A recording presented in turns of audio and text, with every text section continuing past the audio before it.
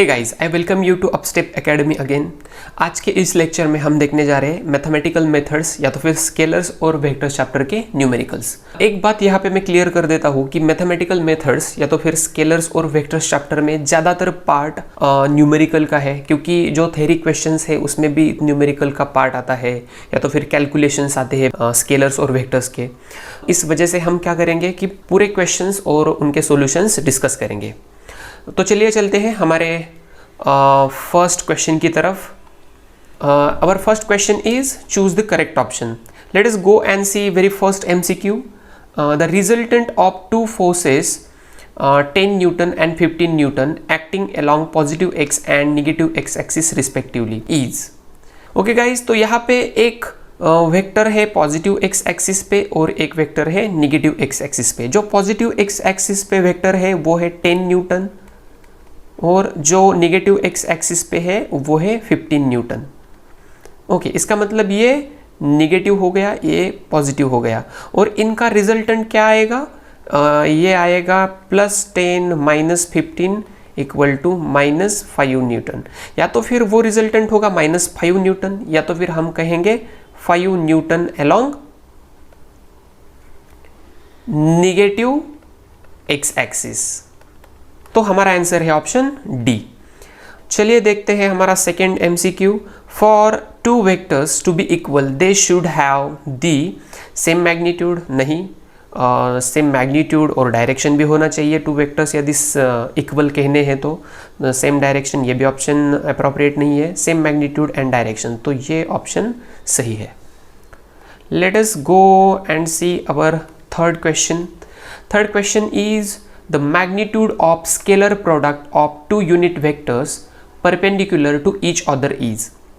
अब देखिए scalar product क्या होता है, समझो a bar and b bar, these are the two vectors, इनका स्केलर प्रोडक्ट होता है AB cos थीटा। देखिए यदि angle between two vectors 90 degree है, as given two vectors are perpendicular, angle will be 90 degree, तो cos theta आएगा 0, so of course scalar product will be 0। तो option A is our correct option। The magnitude of vector product of two unit vectors making an angle of 60 degree with each other। देखिए vector product क्या होता है, A बार और B बार, समझो two vectors है, इनका cross product क्या होता है या तो फिर वेक्टर प्रोडक्ट क्या होता है, AB sin थीटा। अब ये थीटा क्या दिया है, 60 डिग्री दिया है। इसका मतलब A बार क्रॉस B बार क्या आएगा, AB sin 60। और यहाँ देखिए कि ये दोनों वेक्टर्स भी है यूनिट वेक्टर्स, इसका मतलब AB 1 है और BB 1 है। इसका मतलब 1 × sin 60 इज √3/2 और ये आएगा √3/2। So option D is the correct option. Now let us see next MCQ। If A bar, B bar and C bar are three vectors, then which of the following is not correct? तो देखिए पहला जो option है वो है A bar dot B bar plus C bar equal to A bar dot B bar plus A bar dot C bar. ये तो सही है क्योंकि ये क्या है, distributive property of scalar product. ये दूसरा ऑप्शन जो है A bar dot B bar equal to B bar dot A bar, ये भी सही है क्योंकि ये है commutative property of scalar product. Third option देखते हैं A bar cross B bar equal to B bar cross A bar. ये ऑप्शन गलत है क्योंकि वेक्टर प्रोडक्ट जो होता है वो कम्यूटेटिव प्रॉपर्टी को ओबे नहीं करता। इस वजह से यहाँ पे नॉट करेक्ट स्टेटमेंट बोला है, तो ये हो गया हमारा नॉट करेक्ट स्टेटमेंट। तो ऑप्शन सी है करेक्ट ऑप्शन। चलिए चलते हैं आगे के क्वेश्चन पे। देखिए यहाँ पे क्वेश्चन नंबर 2 है, आंसर द फॉलोइंग क्वेश्चंस। हमारा नेक्स्ट क्वेश्चन है show the A bar equal to I cap minus J cap divided by 2 is unit vector. इसका आंसर क्या होगा? देखिए कि ये वेक्टर यूनिट वेक्टर कब होगा, जब इसका मैग्नीट्यूड क्या होगा, 1। यदि magnitude of any vector unit होता है तो उस वेक्टर को हम क्या कहते हैं, यूनिट वेक्टर। चलिए देखते हैं इसका सॉल्यूशन कैसे निकाल सकते हैं हम। ऑलराइट, एक A bar equal to this is the given vector. हमने क्या किया है, जस्ट ये √2 से अलग अलग आई कैप और जे कैप को डिवाइड किया है। तो इसका मैग्नीट्यूड क्या होगा, मॉड ए बार या तो फिर सिर्फ ए। यदि पी बार ये वेक्टर ऐसा होता है p x i cap plus p y j cap, तो हम इसका मैग्नीट्यूड कैसे निकालते हैं, आइदर पी और मॉड में p bar equal to p x square plus p y square. तो सिमिलरली हमने यहाँ पे भी वही किया है, जो एक्स कॉम्पोनेंट है उसका स्क्वायर लिया है और वाई कॉम्पोनेंट है उसका भी स्क्वायर लिया है। ओके, तो क्या आएगा ये magnitude, √½ plus half equal to √1 और 1 का स्क्वायर रूट आता है 1। तो ये जो मैग्नीट्यूड है गिवन वेक्टर का ये आ गया 1, इस वजह से हम इस गिवन वेक्टर को कहेंगे यूनिट वेक्टर। चलिए चलते हैं नेक्स्ट क्वेश्चन की तरफ। हमारा नेक्स्ट क्वेश्चन है, if v1 bar equal to 3i cap plus 4j cap plus k cap and v2 bar equal to i cap minus j cap minus k cap, determine the magnitude of v1 bar plus v2 bar.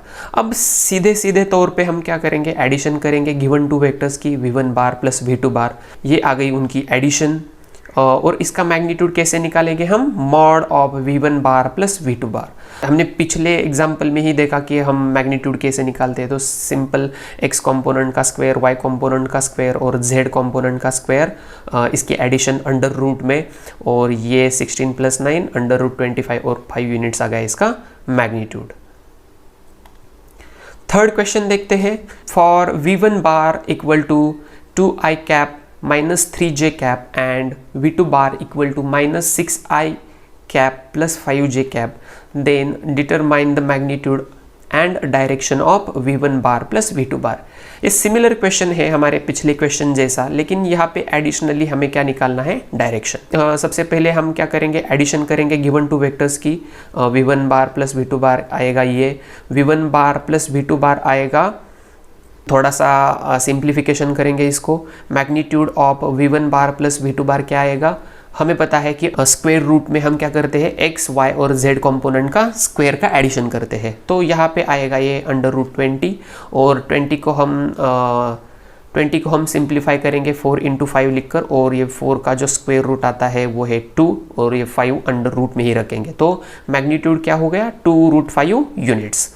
Now next thing we will see is direction, how to find out direction of it. तो हम direction कैसे निकालते हैं, समझो vector p बार है px i cap plus py j cap, तो इसकी जो डायरेक्शन होती है पॉजिटिव x एक्सिस के साथ, वो समझो है थीटा एंगल, और ये थीटा होता है tan inverse of py upon px। So similarly यहाँ पे हम क्या करेंगे, जो डायरेक्शन है या तो फिर एंगल है पॉजिटिव x एक्सिस के साथ इस v1 बार प्लस v2 बार का, वो क्या आएगा, tan inverse of y component divided by x component. y component है +2 और x कंपोनेंट है -4, तो ये आएगा -½ और tan इनवर्स ऑफ हाफ आता है 26.57, और यहाँ पे नेगेटिव साइन है, इस वजह से यहाँ पे भी नेगेटिव साइन आएगा। इसके लिए हमें क्या करना पड़ेगा, नेचुरल टेंजेंट्स के टेबल में हमें क्या करना होता है, ये जो हाफ होता है, हाफ का मतलब आता है tan इनवर्स ऑफ 0.5, ये समझो एंगल है थीटा, इसका मतलब क्या होता है 0.5 is equal to tan theta. और देखिए कि tan थीटा 0.5 किस एंगल का आता है, वो एंगल होगा हमारा ये 26.57, और निगेटिव साइन यहाँ पे होने के कारण यहाँ पे भी निगेटिव साइन आएगा, क्योंकि tan of minus theta is minus tan theta. तो -26.57 ये आता है उसका डायरेक्शन। ठीक है गाइज, तो चलते हैं हमारे नेक्स्ट क्वेश्चन की तरफ। हमारा नेक्स्ट क्वेश्चन है, find a vector which is parallel to v bar equal to i cap minus 2j cap and has a magnitude of 10। इसका मतलब क्या है कि हमें एक वेक्टर निकालना है जो इस गिवन वेक्टर को पैरेलल हो और जिसका मैग्नीट्यूड हो 10 यूनिट्स। सबसे पहले एज्यूम करते हैं वो वेक्टर है p बार और वो है px i cap plus py j cap.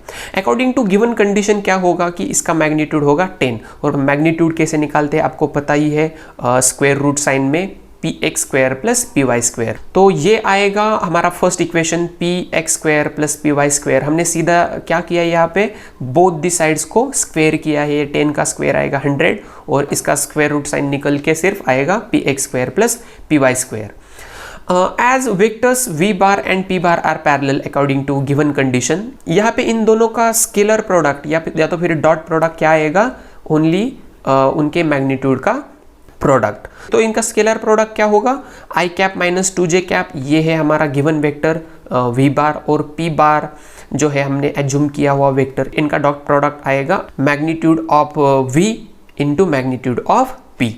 तो यहाँ पे हम सीधा मल्टीप्लिकेशन करेंगे, आई कैप से बोथ दी टर्म्स को मल्टीप्लाई करेंगे, फिर माइनस 2j कैप से इस ब्रैकेट में बोथ दी टर्म्स को हम मल्टीप्लाई करेंगे। तो हमारा नेक्स्ट इक्वेशन आएगा ये।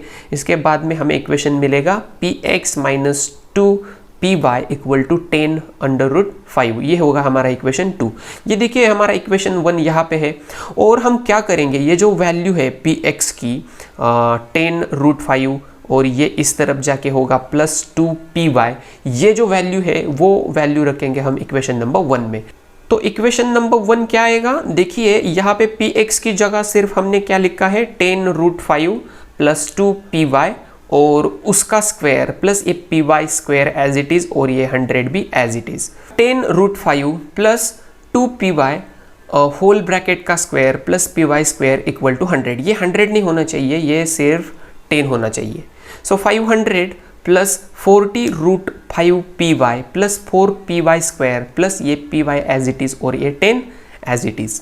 तो 5 p y square plus 40 under root 5 p y plus 500 equal to आएगा 0। Dividing both the sides by 5। यहाँ पे इस इक्वेशन को हम क्या कर रहे हैं, बोथ दी साइड्स को 5 से डिवाइड कर रहे हैं। तो क्या आएगा, p y square plus 8 root 5 p y plus 100 equal to 0। आगे देखते हैं क्या आएगा। तो हमें ये इक्वेशन मिल जाता है p y square plus 8 root 5 p y plus 100 equal to 0। यदि हमारा क्वाड्रेटिक इक्वेशन होता है a x square plus b x plus c equal to 0, तो इस क्वाड्रेटिक इक्वेशन के रूट क्या होते हैं, 2 रूट्स होते हैं। ये रूट होते हैं minus b plus minus under root b square minus 4ac divided by twice a. ये जो मेथड है हम अप्लाई करेंगे इस इक्वेशन के लिए। तो ये फॉर्मूला यूज़ करके हमारा पी वाई क्या आएगा, आइदर प्लस और माइनस, यहाँ पे साइन आएगा, यहाँ से हमें 2 रूट्स मिल सकते हैं। तो p y equal to minus 8 under root 5 plus minus ये अंदर ब्रैकेट में टर्म्स आएंगे, और ये सॉल्व करते हैं हम तो हमें पी वाई मिल जाता है minus 20 divided by root 5 by using equation 2। अब देखिए हमारा इक्वेशन नंबर 2 क्या है, हमारा इक्वेशन नंबर 2 है p x minus 2 p y equal to 10 root 5। इस इक्वेशन में हम सिर्फ क्या करेंगे, इस पी वाई की वैल्यू रखेंगे। पी वाई की वैल्यू रख देते हैं तो पी एक्स मिल जाएगा। पी एक्स क्या मिल जाता है, 10 अपॉन रूट 5। तो पी वाई की वैल्यू मिल गई, पी एक्स की वैल्यू मिल गई। इससे हमने जो एज्यूम किया था वेक्टर पी बार, वो क्या आएगा, p x i cap plus p y j cap nothing but 10 upon root 5 i cap minus 20 upon root 5 j cap. ये क्या है, जो गिवन वेक्टर था वी बार उसका पैरेलल वेक्टर है, और इसका मैग्नीट्यूड कितना है, 10 यूनिट्स। चलिए चलते हैं हमारे नेक्स्ट क्वेश्चन की तरफ। हमारा नेक्स्ट क्वेश्चन है, show that vectors a bar equal to 2 i cap plus 5 j cap minus 6 k cap and b bar equal to i cap plus 5/2 j cap minus 3 k cap are parallel. अब देखिए यहाँ पे जो 2 vectors दिए हैं ए बार और B bar, ये दोनों हमें क्या दिखाने हैं, पैरेलल दिखाने हैं। ये दोनों वेक्टर्स पैरेलल कब होंगे, या तो फिर उनका डॉट प्रोडक्ट होगा उनके मैग्नीट्यूड के प्रोडक्ट जितना, या तो फिर क्रॉस प्रोडक्ट होगा 0। इसका मतलब यहाँ पे 2 ऑप्शंस है, या तो फिर हमें दिखाना पड़ेगा कि जो cos थीटा है वो है 1, या तो फिर sin थीटा है 0। इन दोनों में से हम कौन सा भी ऑप्शन चूज करेंगे तो हमें आंसर मिल जाएगा।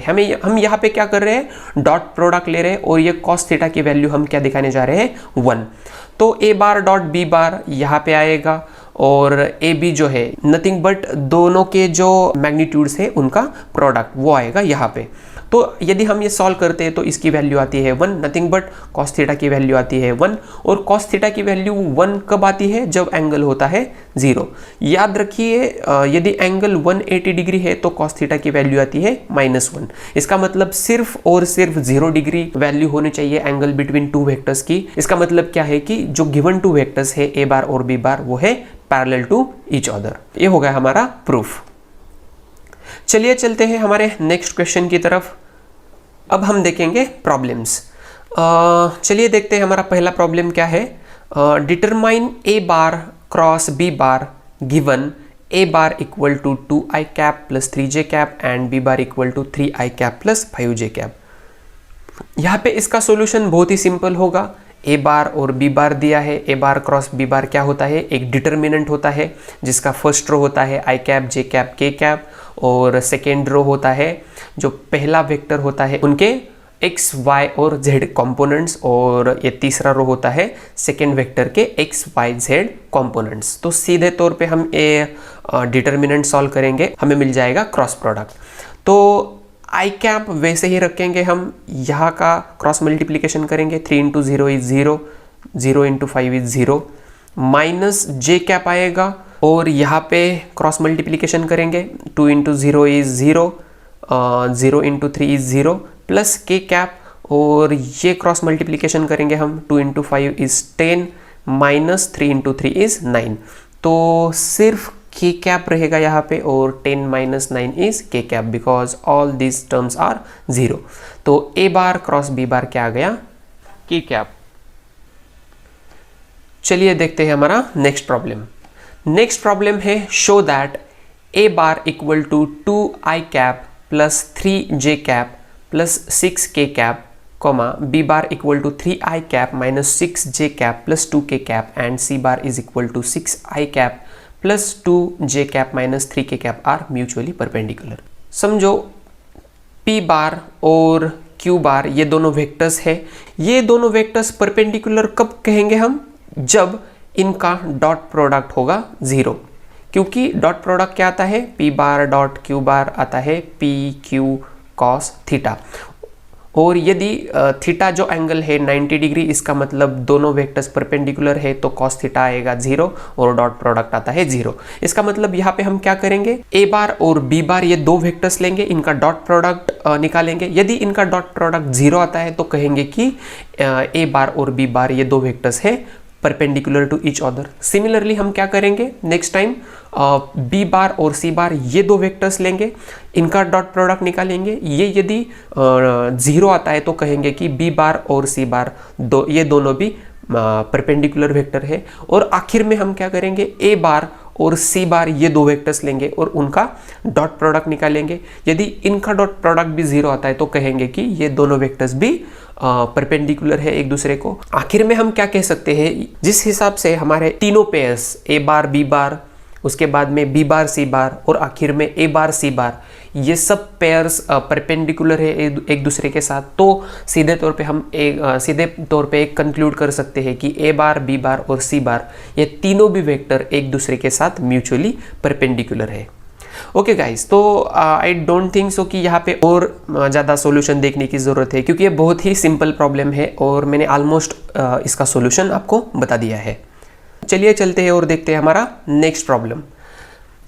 हमारा नेक्स्ट प्रॉब्लम है determine the vector product of v1 bar equal to 2i cap plus 3j cap minus k cap and v2 bar equal to i cap plus 2j cap minus 3k cap. अब देखिए vector product कैसे निकालना है आपको पता है। हम सीधे तौर पे डिटर्मिनेंट लिखते हैं और डिटर्मिनेंट सॉल्व करने के बाद हमें मिल जाता है उसका वेक्टर प्रोडक्ट। सिमिलर प्रॉब्लम हमने पीछे भी देखा है। यदि इसका एक्सप्लेनेशन चाहिए तो आप इस वीडियो को रिवाइंड करके देख सकते हैं। चलिए चलते हैं हमारे नेक्स्ट प्रॉब्लम की तरफ। नेक्स्ट प्रॉब्लम है v1 bar equal to 5i cap plus 2j cap, v2 bar है ai cap minus 6j cap. These two vectors are perpendicular to each other. They have asked us to determine value of a.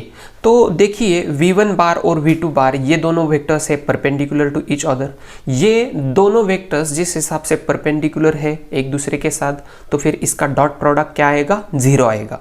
यहाँ पे हम सीधे तौर पे उनका dot product निकालेंगे जो कि है 0, और ये सॉल्व करने के बाद हमें एक इक्वेशन मिल जाएगा जहाँ पे सिर्फ ये a अननोन होगा और a की वैल्यू हम निकालते हैं a इज इक्वल टू 12/5।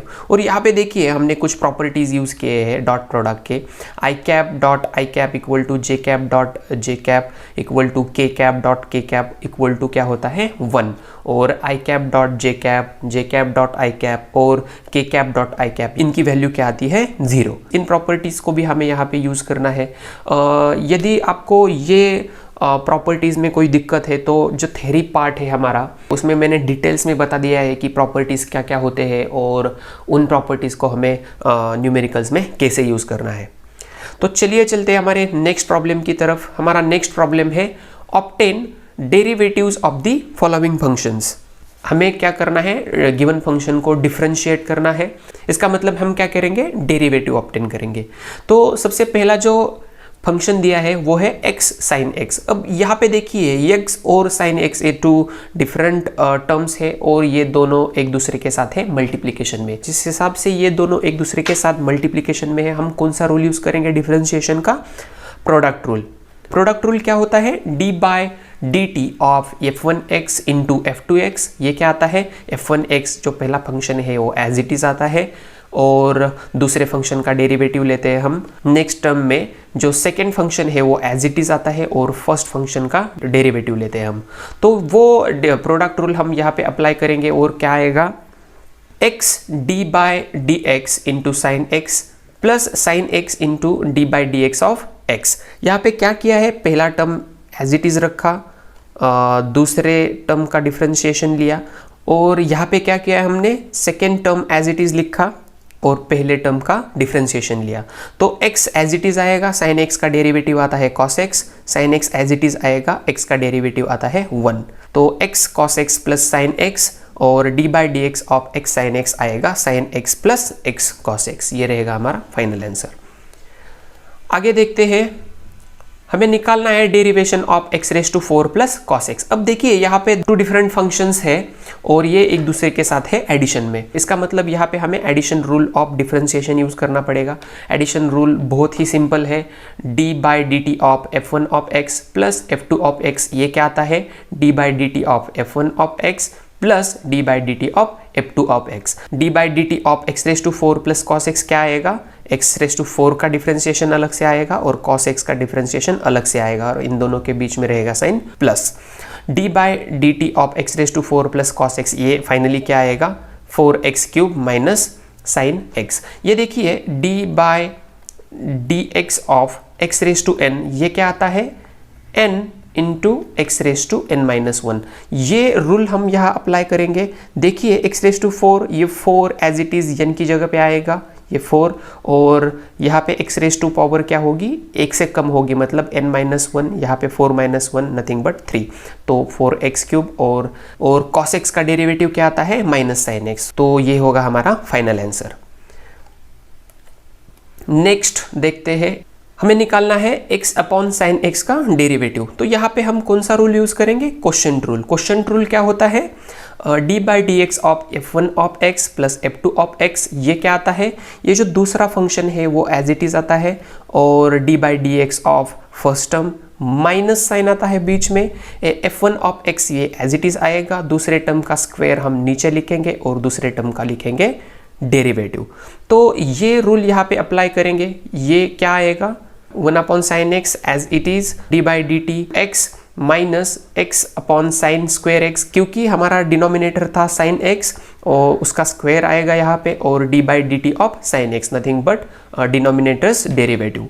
तो यहाँ पे देखिए 1 upon sine x as it is आएगा, x का derivative 1, x upon sine square x as it is आएगा और साइन x का derivative cos x। d by d t of x upon sine x will be equal to 1 upon sine x minus x cos x upon sine square x। चलिए चलते हैं हमारे next problem की तरफ। हमारा next problem है using the rule of differentiation for quotient of two functions prove that d by d x of sine x upon cos x equal to sec square x। यहाँ पे हम क्या करेंगे, differentiation का क्वोशिएंट रूल अप्लाई करेंगे। Differentiation का quotient rule क्या होता है, ये हमने पिछले एग्जाम्पल में भी देखा था, d/dt of f1 of x upon f2 of x, ये क्या आता है, f2 of x as it is आता है जो कि डिनोमिनेटर है, और न्यूमरेटर का डेरिवेटिव लेते हैं, न्यूमरेटर एज इट इज़ आता है डिनोमिनेटर का square into derivative of denominator. तो यहाँ पे अप्लाई करेंगे तो लेफ्ट हैंड साइड क्या आएगा, denominator as it is numerator का derivative minus numerator as it is denominator का स्क्वायर इनटू डिनोमिनेटर का डेरिवेटिव। तो साइन एक्स का डेरिवेटिव आएगा cos x, cos x cos x cancel हो जाएगा, sine x divided by cos square x as it is, और cos x का derivative आएगा माइनस साइन एक्स। तो ये आएगा 1 प्लस ये माइनस और ये माइनस साइन बन जाएगा प्लस साइन, तो sign square x upon cos square x, और 1 प्लस ये बन जाएगा tan स्क्वायर एक्स, और 1 प्लस tan स्क्वायर एक्स क्या होता है, सेक स्क्वायर एक्स। और यहाँ पे प्रूव हो जाता है हमारा प्रॉब्लम स्टेटमेंट। चलिए चलते हैं और देखते हैं हमारा नेक्स्ट प्रॉब्लम क्या है। नेक्स्ट प्रॉब्लम है कि हमें इंटीग्रेशन इवेल्युएट करना है। और देखिए इंटीग्रेशन के 2 टाइप्स होते हैं, एक होता है डेफिनाइट इंटीग्रेशन जहाँ पे ये जो साइन होता है इंटीग्रल का, इसके नीचे एक लिमिट दिया रहता है और इसके ऊपर एक लिमिट दिया रहता है, इसको कहते हैं हम डेफिनाइट इंटीग्रेशन। और यदि सिर्फ इंटीग्रेशन का साइन है और यहाँ पे लिमिट्स ना दिए हो तो इसको कहते हैं हम इनडेफिनाइट इंटीग्रेशन। तो यहाँ पे दोनों भी प्रॉब्लम्स है डेफिनाइट इंटीग्रेशन के, तो ये बहुत ही सिंपल है सॉल्व करने में। चलिए देखते हैं कि कैसे सॉल्व करेंगे। Integration from 0 to π/2 of sine x d x will be equal to minus cos x, because sine x का इंटीग्रेशन क्या होता है, माइनस कॉस एक्स। इंटीग्रेशन होता है वो एग्जैक्टली अपोजिट होता है डिफरेंशिएशन के। साइन एक्स का इंटीग्रेशन होगा माइनस कॉस एक्स और कॉस एक्स का इंटीग्रेशन होगा प्लस साइन एक्स। अब हम यहाँ पे क्या करेंगे, ये लिमिट्स पुट करेंगे। हम सिर्फ क्या करेंगे, ये जो फंक्शन है वही फंक्शन लिखेंगे 2 बार। सिर्फ हमें क्या करना है, सबसे पहली बार इस अपर लिमिट को पुट करना है गिवन फंक्शन में, और माइनस जो लोअर फंक्शन है वो रखेंगे हम आए हुए फंक्शन में। तो ये क्या आएगा, minus cos π/2 minus minus cos 0, और कॉस 0 क्या होता है 1, ये माइनस साइन और ये माइनस साइन प्लस साइन हो जाएगा, माइनस 0 प्लस 1 ये आएगा प्लस 1। तो ये आ गया हमारा फाइनल आंसर। चलिए देखते हैं हमारा नेक्स्ट प्रॉब्लम क्या है। नेक्स्ट प्रॉब्लम है integration from 1 to 5 of x dx। देखिए ये प्रॉब्लम भी वेरी सिंपल है, सिर्फ हमें x का इंटीग्रेशन निकालना है। इंटीग्रेशन ऑफ x क्या होता है, x raise to n divided by n plus 1। इसका मतलब यहाँ पे क्या होगा, x raise to 1 plus 1 nothing but 2 divided by 1 plus 1 nothing but 2, और इसका लिमिट रख देंगे लोअर लिमिट 1 और अपर लिमिट है 5। ये आया हुआ फंक्शन लिखेंगे हम, सिर्फ पहली बार अपर फंक्शन को लिख देंगे माइनस दूसरी बार लोअर फंक्शन को लिख देंगे। तो ये क्या आएगा, 5 square upon 2 25/2 minus half equal to 24/2 nothing but 12। ये हो गया हमारा फाइनल आंसर। यदि आपको और भी कोई प्रॉब्लम है इन एक्सरसाइज में या तो फिर दूसरे कोई क्वेश्चंस में, आप नीचे मुझे कमेंट सेक्शन में पिंग कर सकते हैं। मैं डेफिनेटली ट्राई करूंगा कि उसका आंसर आपको दे दूं। और यदि ये लेक्चर सीरीज़ आपको यूज़फुल लग रही है तो इस चैनल को सब्सक्राइब करना ना भूलें, और मैं आपको मिलूंगा नेक्स्ट लेक्चर में।